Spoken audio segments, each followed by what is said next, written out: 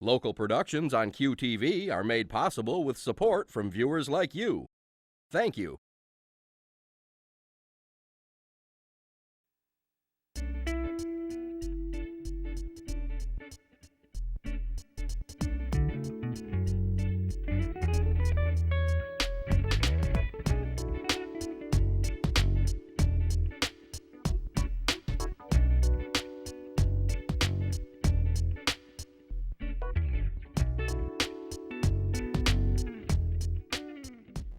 Welcome to Uncommon Sense. Thank you for joining us. My guest today is Dr. Patricia LoRusso. Dr. LoRusso is a leading expert on drug development through clinical trials and is a professor of medicine and associate director of innovative medicine at Yale Cancer Center in New Haven, Connecticut. Welcome, Dr. LoRusso. Thank you. So tell me what that means, investigative Therapies? Yeah. So what do we have here? before any cancer drug can become commercially available so that any oncologist in the United States, as an example, can use it, it has to go through a series of testing. All these drugs were originally developed because they showed promise in the laboratory, either in certain animal tumors or in petri dishes and certain cell lines. But then they have to be tested in humans for safety. Even though a drug is investigational, it has to be FDA approved for investigational use. And before it can go into a human, it has to be tested in animals, not only for anti-cancer activity, but equally, if not more importantly, for safety. Even though it's tested in animals, many times the safety in animals does not translate to safety in humans. So because many of these drugs are toxic drugs, they're chemotherapies, we have to prove that they're safe to give to humans in a very, very well-controlled situation before we then can go into more elaborate trials or more larger trials where we're testing the efficacy. So what we do is we do safety studies in humans, which is what we call early phase trials or phase 1 clinical trials, where we test patients that typically do not have many other therapeutic options, but yet still want to be treated. And we test them with these new drugs so that we can, in a very well-controlled situation, make sure they're safe. And what that means is we have to test certain doses, watch the patients that were treated at that dose, increase the doses, watch the patients, until we come up with what we feel is the right dose to advance into subsequent efficacy studies where we're then testing whether or not the drug works in specific cancers. I see. And is each each potential drug tested in phase 1 trials differently? The length or the compare? It totally depends on the drug. You're very right. Each drug is tested differently because each drug has its own characteristics. Right. And many times one drug will be tested in different phase 1 trials. We may want to know what the best schedule is to give the drug, how to give it in combination, what the safest dose is. And so we many times have to look at, in early phase trials, maybe 2, 3, or even more trials to be able to then go to the next stage. Does the drug determine the number of people the FDA requires being tested, or other factors involved? Indirectly, the drug determines the number of people, but it's actually the drug characteristics that determine the number of patients. So what we do is we keep increasing the dose until we find the dose that we can safely give the patients, but is the highest dose that we can safely give the patients. So one drug, we may be able to accomplish that in 6 patients. Another drug, we may take 50 or 60 patients to accomplish the same objectives.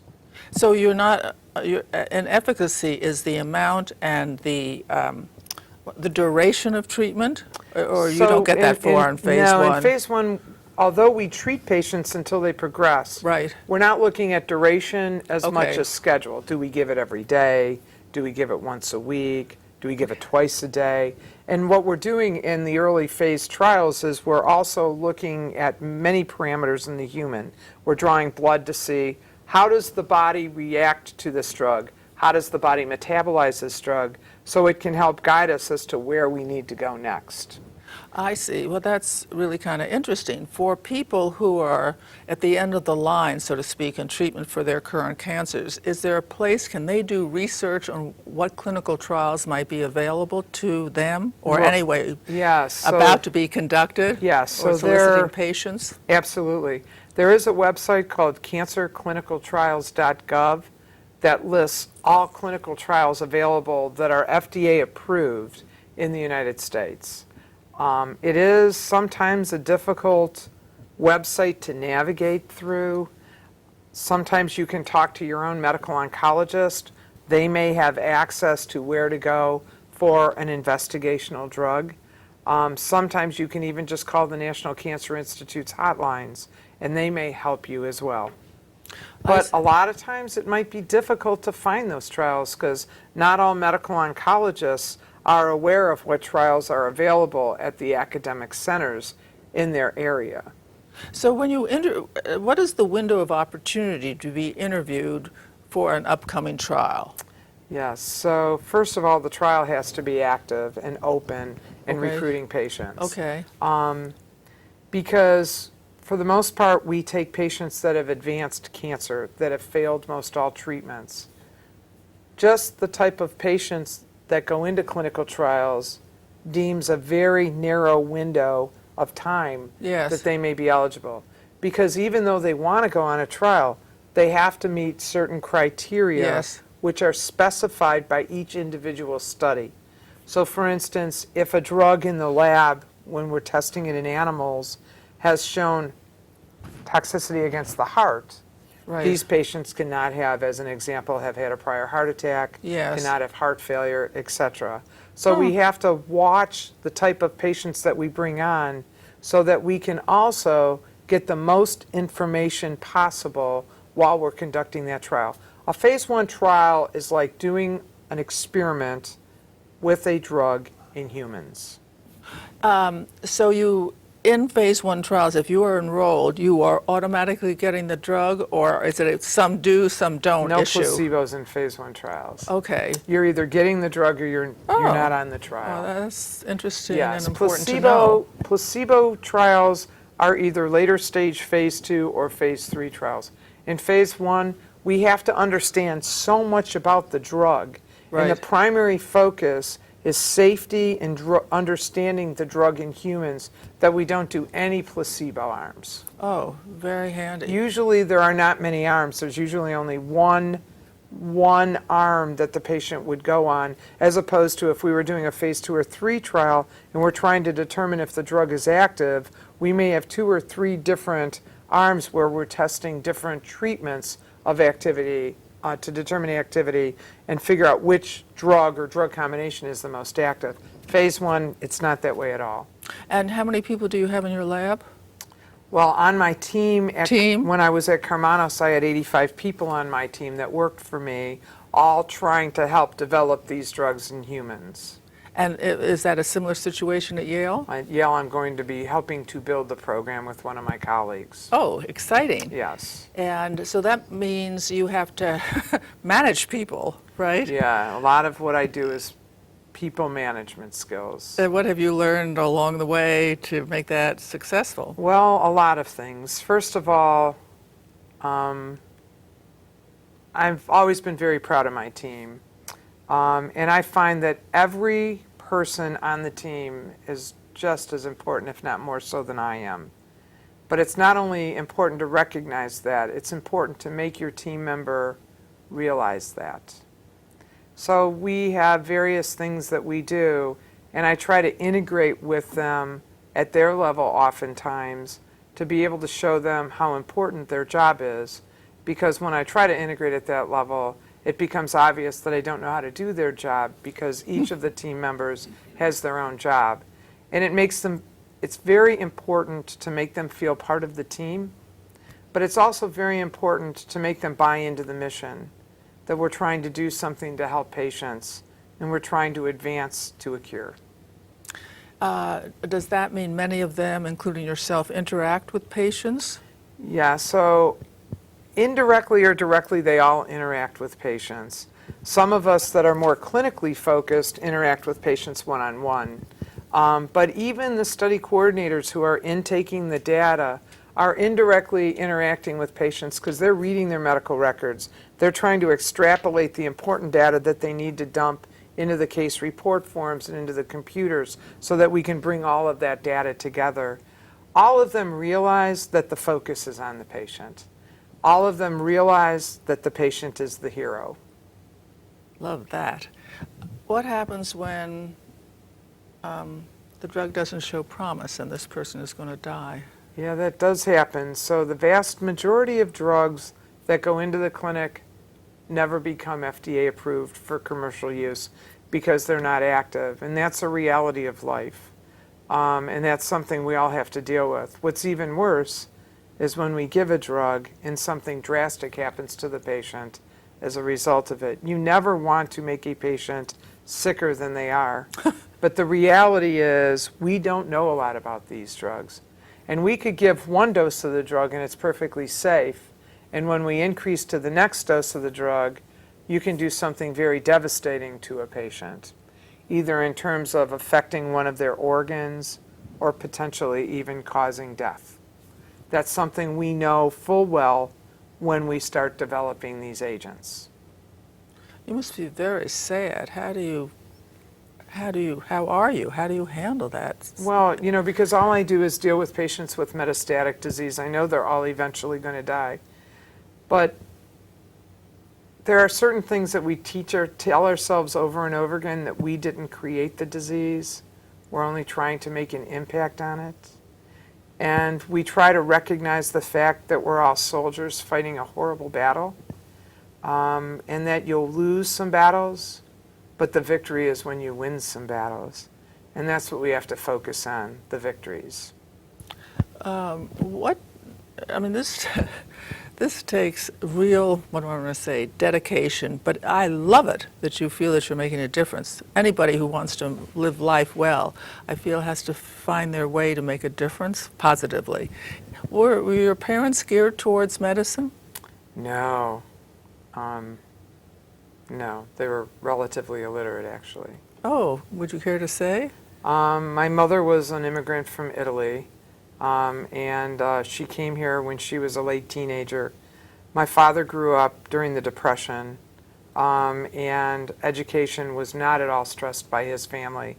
I believe he made it through the 2nd grade. But they both died, they died when I was young, and that gave me the impetus to really want to focus on what I considered was the enemy at the time. So I grew up realizing that cancer was an enemy. But even though my parents weren't the most educated people in the world, there was a factor that they gave me that I always lived by afterwards, which was love. They knew that better than most parents, I think, ever did. And they instilled a level of self-confidence in me that I could do anything I wanted to do, even though at that time, I remember in high school, my high school counselor told me that women do not become doctors, they become nurses. He later became one of my patients when he died of metastatic prostate cancer. So I was a pioneer in many ways. I was the first Stand Up to Cancer female Dream Team leader, one of the first women in the United States to hold a big grant from the National Cancer Institute to develop phase 1 trials. But it's been very educational for me along the way, and I have learned so much. How did they show love? Oh, they were always there for me. They believed in me, and I think that's something that they taught me that I try to instill in everybody I try to come across or come encounter with. I think one of the reasons I've had a successful team that's worked so well is because that little thing that my parents taught me about belief in others, I try to instill in my team. And it's amazing how phenomenal each of my team members have been, and the very low turnover over the 25 years that I had with my team members. Do people are different? Oh, often? yes. And do you have to be different according to how the person is, even with that grid? Yeah, in so your mind? you have to choose your battles with anybody. I mean, when you're raising children, I have 3 children, you had to know when to choose your battles and when to accept. But sometimes you also have to figure out how to turn those negatives into positives and how to refocus energy. And I've spent a lot of time trying to do that with my team. The other thing is communication is essential. You have to really understand how to communicate with people and try to take negatives and convert them in ways to positives. But not only communicating one-on-one, but teaching people to communicate with each other. I think communication is one of the keys, and I think many battles in this world are fought because of lack of effective communication. Many things happen because of lack of effective communication. So I think one of the things my parents taught me was communication. I was their voice many times because of language barriers, and maybe that helped. I don't know. For sure. When you're the head of a group and you talk about communication, what are the things that you're thinking of that need to be well communicated? Yeah, so there's multiple levels of communication in any leadership role. Communication of what is expected of them. Communication in terms of educating them to be the best that they can be at anything that they're doing. And that's one of the things I've always taken pride in, how we educate our team members to be the best at what they do and not just expect that they're going to know it, and also communicate with them that we may be redundant in how we're educating them, but we want everybody to be on equal playing grounds as they advance into becoming a team member. Do you find that has to be repeated, even though it's successful at one point? Sometimes it's difficult. Sometimes you just can't get them to meld.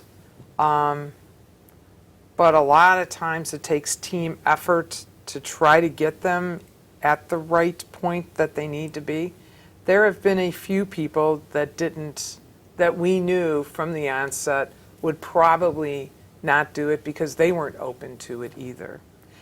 I believe that everybody is given a special gift, and it's very important to try to pull that gift out of everybody, and by doing that you can help them feel special. And they are. Everybody is special. God has made us all equal with gifts. With the gifts. And at Yale, when you say building the program, what does that really mean today? Well, yes, Yale has special gifts, so they have phenomenal science. I mean, there have been many Nobel laureates who have come out of Yale. And they're in their adolescent phase of developing a clinical research program relative to what I am leaving currently. But their leadership really wants it to happen. And their leadership really believes in the way I move things forward. And it's important to have leadership that believes in you. It's important to have everybody believe in you. And I think that's... And trust you. And trust you, exactly. And also take pride in the individual components of their team as individuals relative to themselves. And I think that's one of the things I'm looking forward to at Yale. So will you have autonomy? Within reason, I hope so. Mm-hmm. And you're Within taking the someone... context. I'll be taking a few of my people with me, hopefully pivotal people that'll help build a new team there. But the autonomy is within the context of the whole. Yes. So one of my jobs that I'm hoping to fulfill there is to bring team science together within the science and the clinic that they have there currently, and to bring that to the next level. I like to build teams. I see that. That's rare. Yeah, I mean, most of the grants that I have a Stand Up to Cancer Team Science Award, or Team Award, Melanoma Dream Team Award. I have a Komen Promise Grant, which is a big team science award for breast cancer, part of an DoD Innovative Team Science Award.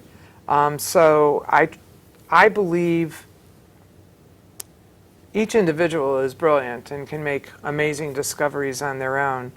But I find that I work best bouncing ideas off and building off of each other. Plus, it makes it more fun. Yes, laughter is good. Because my job is my life, I need it to be fun. So that's one of the reasons why I believe in teams. Are you going? What am I trying to say here? Much of your financial resources is coming through Yale or NIH or So I'm bringing National Science Foundation. Yeah, I don't have any NSFs, but Okay. National Science Foundation's grants. But I am funded through the National Cancer Institute.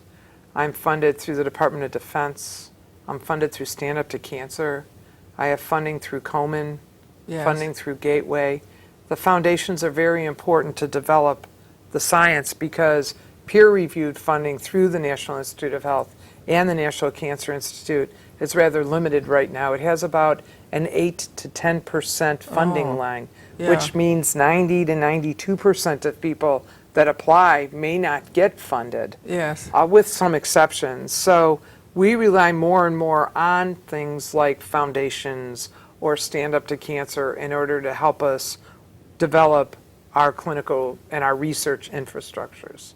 When you apply for a grant, how long are they? 3 years, 5 years? Depends on the grant. So Stand Up to Cancer was a 3-year grant, but we need a 1-year extension to finish the clinical trial because of the complexities of the beginnings of that project and the requirements that the FDA had for our clinical trials.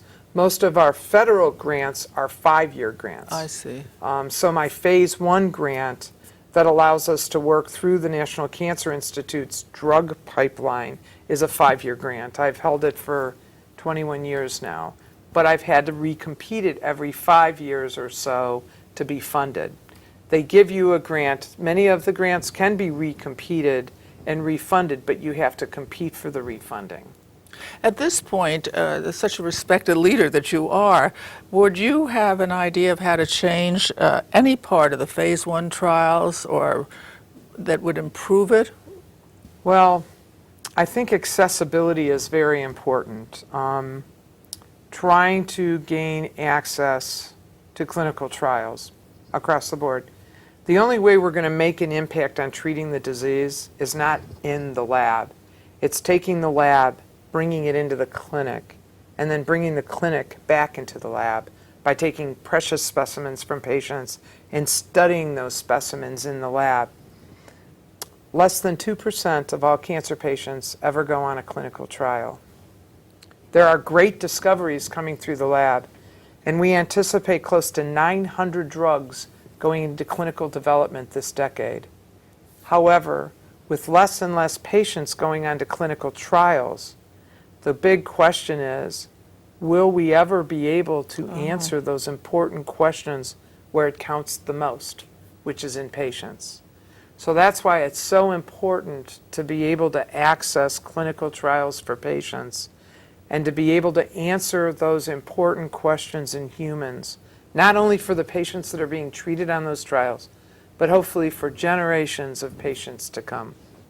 Are any of the newer things, genomics or stem cells, is that something you address? Oh, yeah. So, for instance, our Stand Up to Cancer project is based on the genomics of a disease called melanoma and trying to use the data that we get from the genomic sequencing of the tumor to make better treatment decisions for our patients. My Komen Promise grant is looking at the differential of stem cells and bulk tumor cells to see, is there a genomic difference in those stem cells that predisposes them to developing breast cancer in that situation, and more specifically triple negative breast cancer. And one of the things we're looking at is, can we better understand the stem cells so we might be able to prevent cancers in the future? And are there racial differences? So part of my Komen Promise grant is that we do harvest breast tissue from women in Ghana because we know that Black Africans have about an 85% triple negative breast cancer rate compared to Caucasian Americans, which have about a 15 to 20%, and Black African Americans, that are about 25 to 30%. So we're looking at the tumor spectrum across races, not only of the bulk cancer, but also the stem cell, in hopes that we might be able to better understand the underpinnings of that type of breast cancer, which in the metastatic setting has no real effective treatments right now. Do you think there's a difference in male-female in the presentation of cancers or treatments? I can't answer that. I mean, with certain tumors that are predisposed to gender, yes. But I mean, even lung cancer now, we see more adenocarcinomas. We were at one time seeing more adenocarcinomas in women because they were getting more lung cancers that weren't related to smoking. But now we're even seeing more adenocarcinomas in men. So, you know, there are trend differences. Some diseases are more predestined for one gender because of their societal habits. Yes, cultural habits. Yes. Well, thank you, Dr. Russo. Thank you. So we've learned a great deal today. One is the importance of love and how lucky you can be if in fact you come from a family that did give you love to the point of self-confidence.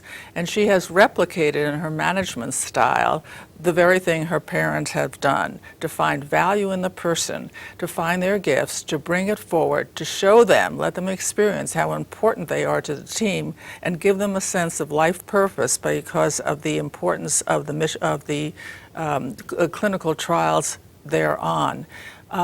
She has an amazing ability to communicate and talk about the importance of communication at several levels. Certainly content, certainly appreciation, certainly involvement, certainly a sense of being better because you're on the team. That even though people can do individual research, if they bounce ideas off each other, perhaps it might lead to something, and besides, interaction with humans are fun. And since this is her life, fun is important. Of course, you know that's my theory too, so I'm very happy to hear it.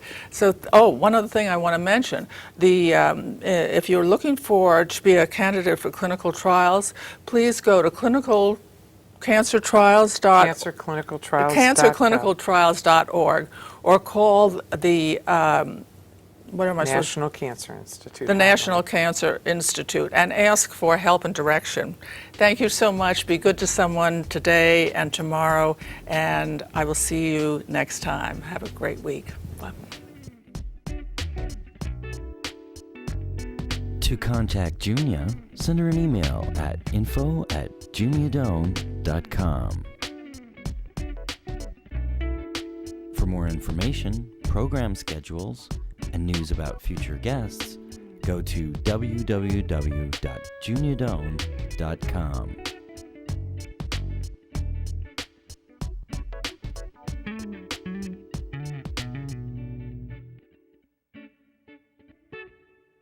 Thanks for joining us. See you next time for Uncommon Sense with Junia Doan.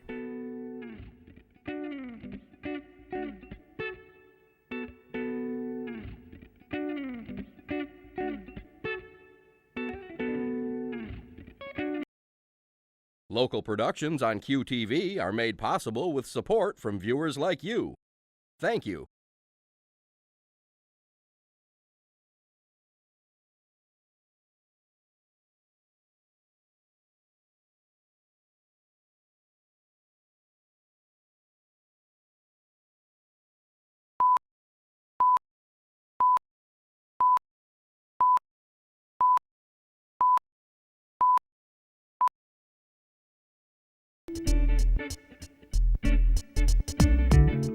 Welcome to Uncommon Sense. Thank you for joining us. My guest today is Dr. Patricia LoRusso. Dr. LoRusso is a leading expert on drug development through clinical trials and is a professor of medicine and associate director of innovative medicine at Yale Cancer Center in New Haven, Connecticut.